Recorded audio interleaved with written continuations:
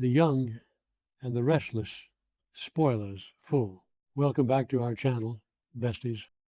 Today is a beautiful, sunny Tuesday, which is honestly the perfect contrast to the absolute darkness we are about to dive into. Grab your iced lattes and prepare yourselves, because the tea I have today is radioactive. You guys, I am deceased. Stop what you are doing. I am literally shaking. Wait, we need to talk about this now. I am literally filming this while I'm running errands. I'm straight up pacing through the home goods aisle at Target, holding a decorative pillow for emotional support because I just had to jump on here and vent. My brain cannot process the absolute cinematic mayhem that just unfolded on The Young and the Restless. Send help. My soul has actually left my body. I am genuinely hyperventilating right now. I watched this episode last night, and I was mid-skincare and smeared charcoal mask all over the rug because I literally had to yeet my phone across the room. It is giving major, I cannot even, energy, and we are spilling all the tea right now. Okay, wait, I'm glitching. Okay, back to the main event. Bestie, be for real right now. Matt Clark and Nikki Newman. Read that again. Matt Clark and Nikki Newman, they just recognize each other as mother and son. I am not making this up. I am straight up spiraling over their choices and the writer's choices, which is honestly so unhinged. Like, how does that even happen? They looked at each other, and suddenly the universe shifted, the dramatic soap opera music swelled, and they realized they shared DNA. I am personally attacked by this plot twist. Matt Clark, the ultimate villain, the guy who has been terrorizing Genoa City, claiming amnesia, holding people hostage in Vegas, is Nikki's biological child. Did I say that yet? My brain is mush. Moving on. Wait, backtrack for a second. I missed a step. If Matt is Nikki's son, what about Nick? Nicholas Newman? Oh, hold on. I should have mentioned this earlier, but Nick is not Nikki's son. Basically, decades ago, some rogue, chaotic nurse at the hospital decided to play God and switch them at birth. A baby swap. In this economy, I am genuinely screaming into the void. Nick Newman, the golden boy, the man who has defined the Newman legacy alongside Victoria, is a biological stranger to his own mother. He is not a Newman by blood on Nikki's side. The nurse just swapped the tags and was like, yeah, this looks right, leaving us with decades of lies. And don't even get me started on the vibes. Wait, do you guys hear that weird humming noise? The fluorescent lights in this store are literally buzzing at the exact same frequency as my anxiety right now. It's so distracting, it's like a weird dystopian soundtrack to my breakdown. Anyway, snapping back to the main tea. The stakes are astronomical right now. Victor Newman, the patriarch, the man whose mustache holds more secrets than the CIA, is basically sitting there like, I knew it. Victor has always felt that Nick was different. He always judged Nick for being too soft, too emotional, not ruthless enough to run Newman Enterprises the way Victor or Adam would. And now Victor is totally validated. Victor is probably throwing a private party in his office because his suspicions were right.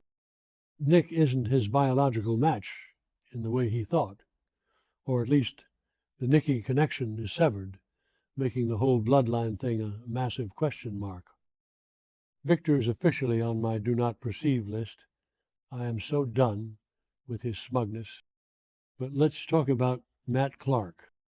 Bestie, Matt is officially the Newman heir, the man who gave Nick fentanyl and cocaine in a dusty Las Vegas storage room, the man who has traumatized Sharon Newman to the point where she can't even breathe at the ranch. Matt is now the legitimate son of Nikki Newman. I'm calling it the villain arc is about to go nuclear. Matt is going to use this biological connection to completely infiltrate the family. He's going to demand a seat at the Newman Enterprises table. He's going to walk around the ranch like he owns the place, which technically he kind of does now. I am physically unwell. Imagine being Nick right now. I am crying real tears for Nicholas. His entire identity is a lie. Everything he thought he knew about himself, his mother, his place in the world, his legacy, shattered. Poof, gone. Nick is completely devastated, and honestly, who wouldn't be? He has to leave the Newman family. He is packing his bags, looking at the portraits on the wall, realizing he doesn't belong. The resentment is building. Nick is leaving the family in absolute disgrace and heartbreak, feeling utterly pushed out by the man who literally tried to kill him. Matt Clark stole Nick's life. Matt got the villain origin story, but Nick got the tragic downfall, manifesting a total dumpster fire by the next update. I am genuinely pacing so fast I think I'm going to get kicked out of this aisle. Did I mention how unhinged the hospital security must have been back in the day? Like, how do you just swap a baby and nobody notices? Nikki didn't look at Nick and think, it doesn't look like me. I mean, genetics are wild, but still, this specific betrayal feels like a personal attack on my soul. I have spent years investing in the Nick and Nikki mother-son dynamic. The deep talks, the emotional support, the way she always defended him against Victor. All of it was built on a lie, fabricated by a nameless nurse with a vendetta or just terrible organizational skills. And Sharon? Oh my God. Sharon, her abuser, is now her ex-husband's biological replacement. Her children's uncle? Wait, I can't even do the family tree math right now. My head is spinning. Noah's father is Nick, but Matt is the real Newman. This means the entire family dynamic is a psychological masterpiece of absolute torture. Matt has been faking amnesia, manipulating everyone, and now he has the ultimate get out of jail free card. Sorry I kidnapped you and drugged you, bro, but I'm actually your mom's real son. I am legit hyperventilating again. Nick's resentment is going to be the stuff of legends. He's not just going to walk away quietly. He is going to stew in this anger. He was already spiraling with the drug addiction storyline, crashing cars, hallucinating Matt in the middle of the road. Now he has no safety net. His mother isn't his mother. His father always thought he was a disappointment. His nemesis is taking his bedroom at the ranch. This is high-octane cinematic trauma. Nick is going to go completely rogue. I am manifesting a dark Nick era where he just burns everything to the ground, because if he can't have the Newman legacy, nobody can. Wait, did I say that yet? My brain is mush. I keep thinking about Nikki. How does a mother process this? She raised Nick. She loves Nick. But her flesh and blood is a psychotic criminal who has tortured her loved ones. The guilt she must be feeling. She's probably staring at Matt, trying to find her own eyes in his terrifying, calculating face. It's a literal horror movie. They are turning my favorite soap into a psychological thriller. And I am totally living for it. But also, I need a nap. Let's just deeply visualize the exact moment the realization hit, okay? Picture this. The camera slowly pans across the room. The lighting is that classic, overly dramatic soap opera soft focus. Nikki is standing there, probably wearing one of her iconic, impeccably tailored blazers, looking at Matt. Matt, who has been staying at the Newman Ranch because Victor is a chaotic mastermind who moved him in to spy on Kane Ashby, which again is straight up foul behavior. And then it just clicks. Maybe there was a birthmark. Maybe there was a specific genetic trait or a long lost medical record that suddenly surfaced. Whatever the catalyst was, the look of sheer, unadulterated shock on Nikki's face will be burned into my retinas forever. I genuinely thought she was going to pass out. I was screaming at my TV, "Bestie, breathe! Breathe!" But no, the truth just hung in the air like toxic smog. And let's dive into the absolute tragedy that is Nick's childhood right now. Think about all those years.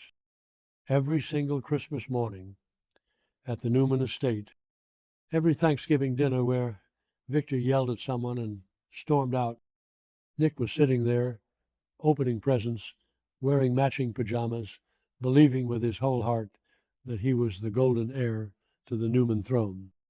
He spent his entire life trying to balance Victor's ruthless expectations with his own moral compass, constantly feeling like he was failing because he wasn't Newman enough.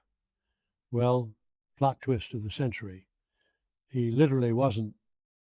Victor's constant disappointment, that subtle side eye he always gave Nick when Nick chose empathy over corporate greed. It all makes sickening sense now. Victor's DNA wasn't dominating Nick's personality because Nick didn't have Nikki's DNA to anchor him to that world. I am legit crying real salty tears for the little boy Nick used to be, trying so hard to please a family that wasn't even biologically his. Wait, hold on, I just tripped over a display of scented candles. Oh my gosh, this one smells like mahogany and poor life choices, kind of like Victor Newman's office. Huh. Okay, sorry. My ADHD is off the charts today. Back to the absolute mess we were discussing. So Nick is packing his bags, right? He is leaving the Newman family, but it's not just a physical departure. It is a spiritual eviction. He is being ousted by the universe. And the resentment, oh, it is brewing like a dark, stormy cauldron of vengeance. Nick has always been the good guy, the one who tries to do the right thing even when he messes up. But right now, after being drugged by Matt, crashing his car, almost dying, and now finding out Matt is the true son, Nick's villain era is genuinely loading. I am manifesting a total dumpster fire by the next update. I want Nick to team up with someone completely unexpected, maybe Phyllis, maybe Adam, whoever, and just wage a scorched earth war against the entire concept of the Newman legacy.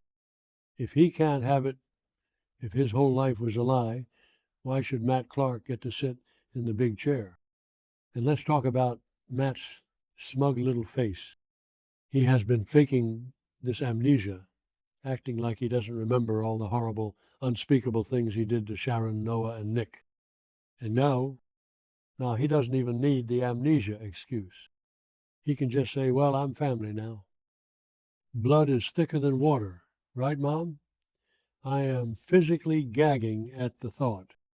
Nikki is going to be so torn. She is a mother, fiercely protective of her young. But her young is a literal monster who has tormented the people she loves. How does she reconcile that? How does she look at Nick, the boy she raised, and tell him he has to make room for his abuser at the dinner table? This is why I love this show, you guys. It takes your heart, puts it in a blender, hits puree, and then serves it back to you with a dramatic musical sting. I am literally hyperventilating right now just thinking about the next episode. I need to go home, rewatch the last 5 seasons to see if there were any clues, and probably start a conspiracy board in my living room with red string and thumbtacks. Send help. My soul has actually left my body. I am clutching my chest. I am literally too unwell to handle the gravity of these events. This situation is now my entire personality, and I am not okay. I am going to be talking about the Matt Nikki Nick baby swap at dinner parties, at the DMV, in the grocery checkout line. Everyone needs to know about the tragedy of Nicholas Newman and the sheer audacity of Matt Clark. Okay, I need to go pay for this pillow before security actually escorts me out. But seriously, besties, drop your unhinged prophecies in the comments because I need to know I am not spiraling alone. What is Nick going to do next? Is Victor going to legally adopt Matt? Is Sharon going to finally snap? I am logging off before I throw my phone into a fountain. Bye.